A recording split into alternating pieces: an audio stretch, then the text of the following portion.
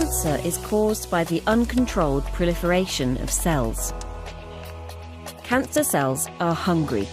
In order to meet their demand for the nutrients and cellular building blocks that enable them to grow and divide rapidly, their metabolism changes.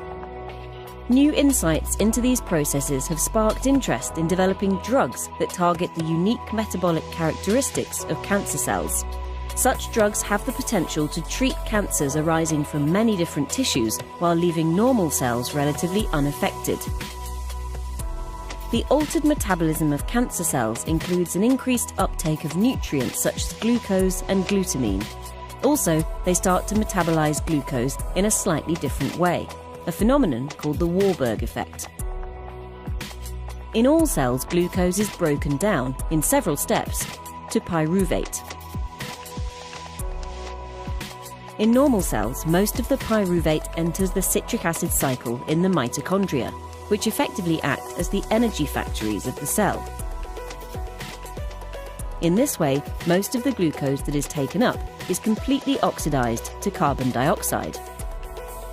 In the 1920s, Otto Warburg discovered that cancer cells, unlike most healthy cells, metabolize most of their glucose using biochemical pathways that do not require oxygen, regardless of whether oxygen is available. Excess glucose is taken up and, like in normal cells, broken down to pyruvate. However, instead of entering the citric acid cycle, most of the pyruvate is converted to lactate, which is secreted from the cell. It is still controversial why tumour cells employ this relatively inefficient way of extracting energy from glucose.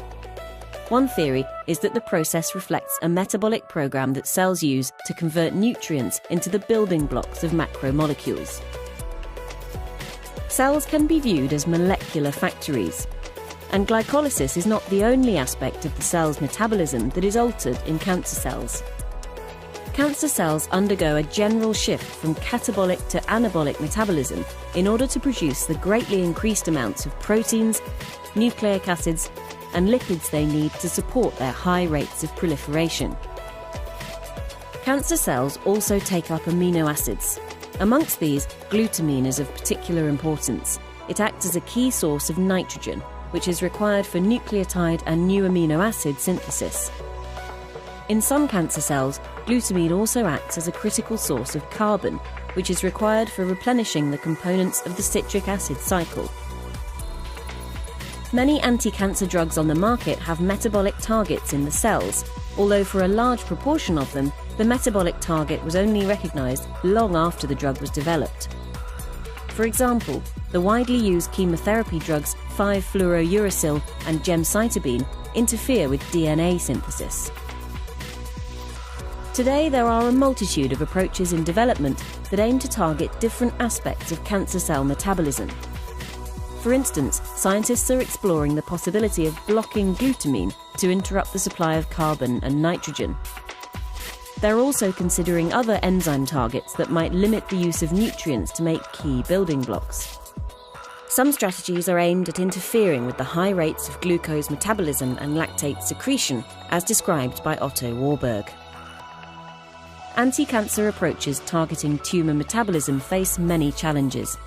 A major one is finding the therapeutic window to prevent toxicity to normal tissues. However, it's become clear that the genetic changes associated with cancer can create addictions to specific metabolic pathways which can be therapeutically exploited.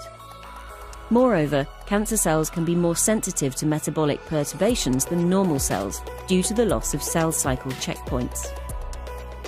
A better understanding of how metabolism is altered in the specific genetic context that lead to cancer will help scientists identify enzymes or combinations of enzymes to target for intervention, and hopefully allow the creation of more effective anti-cancer drugs.